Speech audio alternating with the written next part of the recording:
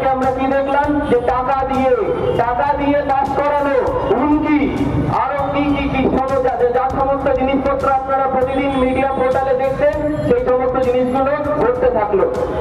আমার এই সন্দীপ ঘোষের আমার অভিজ্ঞতা থেকে আমি দেখেছি যে 2021 সালে ছাত্রছাত্রীদের সাথে সন্দীপ ঘোষের একটা কনফ্রন্টেশন হয়েছিল। তো তারপরে আজ ওই ছাত্রছাত্রীকে এনারা 6 মাস পরে রেজিস্ট্রেশন দিয়েছেন। তাই নেবেন না, যারা এত মেহনত করে এত নিজের যৌবনকে সমস্ত বিসর্জন দিয়ে ডাক্তারিটা পড়লো, তাদেরকে কিসের জন্য এই তৃণমূল ছাত্র পরিষদের গুন্ডা বাহিনী তখন দিনের পর দিন এই হেনস্থার শিকার হতে হলো, সে যে রাজনৈতিক দলই হোক। আর আমরা দেখেছি আজকে করে বারবার এই চুরি ফেচরামি কিছু তৃণমূলের ধামা গুন্ডা, যাদের মাথায় হাত রাখতেন আমাদের বিধায়ক, তিনি আজকে প্রশ্নের থেকে এড়িয়ে যেতে পারেন না। তিনি RKF এর চেয়ারম্যান ছিলেন, তিনি ওয়েস্ট বেঙ্গল হেলথ রিক্রুটমেন্ট বোর্ডেরও চেয়ারম্যান। আর আপনাদেরকে জ্ঞাতার্থে একটা কথা শুধু জানিয়ে রাখি, গত দীর্ঘদিন ধরে কোনো RMO রিক্রুটমেন্ট, যারা ডাক্তাররা রিক্রুটমেন্ট, সেই রিক্রুটমেন্ট বন্ধ আছে সরকারি হাসপাতালগুলোয়।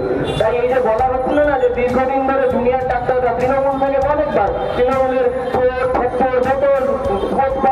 সবাই বলছিল খুব চিঠিয়ে যে ডাক্তাররা কেন স্ট্রাইক করছে। হ্যাঁ, ডাক্তারদের স্ট্রাইক করাটা নিশ্চিত হবে, কিছু একটা সমস্যা আছে, সেই কারণে স্ট্রাইকটা হচ্ছে। স্ট্রাইকটা আপনারা সমর্থন করতে পারেন, স্ট্রাইকের ইস্যুটাকে আপনারা কখনোই ঘুরিয়ে দিতে পারেন না।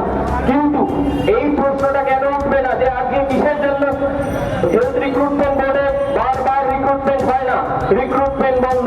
শুধু দায়টা কি শুধুমাত্র জুনিয়র চিকিৎসকদের দায় হয়? জুনিয়র চিকিৎসক তারা তো পড়ুয়া, তারা তো পড়াশোনা শিখছে, তাদের উপর সম্পূর্ণ দায়টা আপনি চাপতে পারেন না কখনোই। তাই চারিদিকে এই শাসক দলের সিন্ডিকেট রাজ ভেঙে পড়ছে।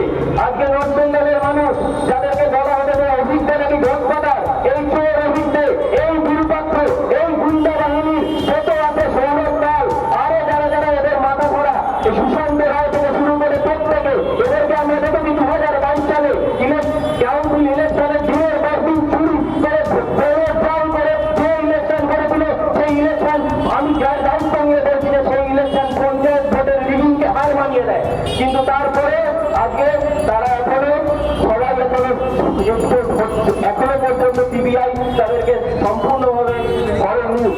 আশা করি মানুষের আপনারা গণ আন্দোলনের মাধ্যমে আপনারা রাস্তায় আছেন, প্রত্যেকটা মানুষ রাস্তায় আছেন, তাই এই এবং মাথার উপর সুপ্রিম কোর্ট আছে, তাই আমরা বিশ্বাস রাখি যে খুব শিগগিরই বিচার হবে। আর একটা কথা শুধু বলবো যে এই আরজিকর মেডিকেল কলেজ 1916 সালে তৈরি, ভারতবর্ষের বুকে প্রথম বেসরকারি মেডিকেল কলেজ, যেটা স্বপ্ন ছিল যে ইংরেজদের তৎকালীন যে সমস্ত ইংরেজদের তৈরি সরকারি যে সমস্ত মেডিকেল কলেজ ছিল, সেখানে একটা দেশি মেডিকেল কলেজ।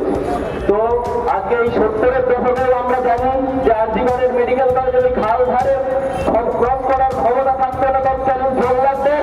তো আজকে সেই আরজিকর মেডিকেল কলেজকে যেভাবে নষ্ট করা হলো, কালিমালিক যেভাবে ধ্বংস করা হয়েছে, সেই স্বাস্থ্য ব্যবস্থা থেকে শুরু করে আজকে পশ্চিমবাংলার সমস্ত শিক্ষা স্বাস্থ্যকে ফিরিয়ে আনতে আপনাদেরকে প্রতিদিন রাস্তায় থাকতে হবে।